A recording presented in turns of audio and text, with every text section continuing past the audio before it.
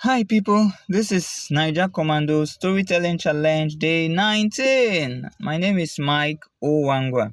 Today I'll be sharing with you about 99 Days for the Thief.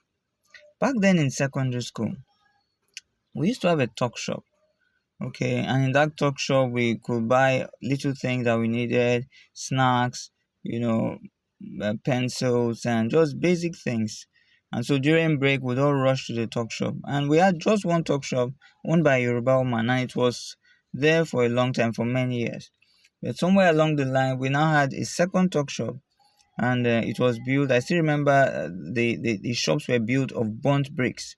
And so the second talk shop was owned by an Igbo man, and then it started. So we now had two talk shops, and that reduced pressure because when we had just one talk shop, sometimes break would have run out, and then people have not finished buying what they needed to buy. So it was a lot of pressure on the students, and we didn't really enjoy it. So we now had a second talk shop. We had an alternative, and then we all also were able to manage our time better. Now something happened one day. During the assembly, our commandant came and told us that someone went to the new talk shop to rob. He had actually tried to climb. He climbed over, so I think there was some space at the top in between the roof and the last wall lintel, getting to the roof. So there was some space there, and so this boy had climbed over.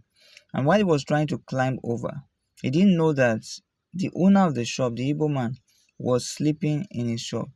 And so the man was ready for him. He took a machete and then he hit him on his hand. So the boy quickly withdrew his hand and then he escaped. So a search began. They now told us that if you see anybody with an injury on his wrist, because this man hit him hard with that machete, that we should bring it to the authorities. So they started looking out for this guy.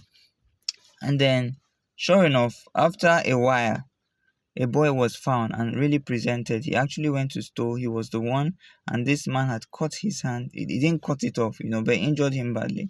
And so I think it was either suspended or expelled. So, what are my lessons to learn from this? Number one, of course, thou shalt not steal. Be content with what you have. Don't steal from people. Stealing from people, sometimes people steal out of desperation. People steal because there's no food to eat. But sometimes people steal because they are just not contented. People steal because they are greedy. People steal because they just want to have what belongs to another person.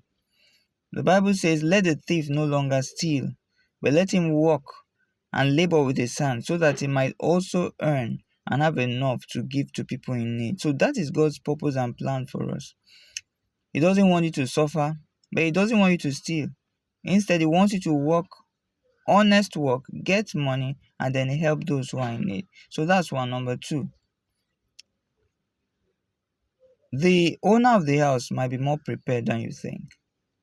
When you take a war or a battle to somebody's territory, I want you to understand that the person has more advantage than you. So someone climbing into another person's shop without knowing what is there, you don't know if a dog is there, you don't know, it takes a lot of faith to steal. It takes a lot of faith to invade people's territory.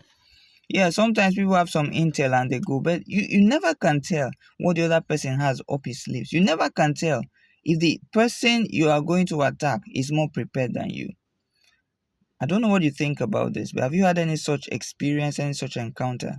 Let me know. Share it in the comment section. So this has been Mike Owangwa, and I've been sharing stories in this Niger Commando Storytelling Challenge. This is day 19, and I'd like to know what you think. Please remember to like, remember to comment, remember to share this post with your friends. Remember to subscribe if you're watching on YouTube. I'm going to see you tomorrow on day 20 of Niger Commando Storytelling Challenge. Bye bye.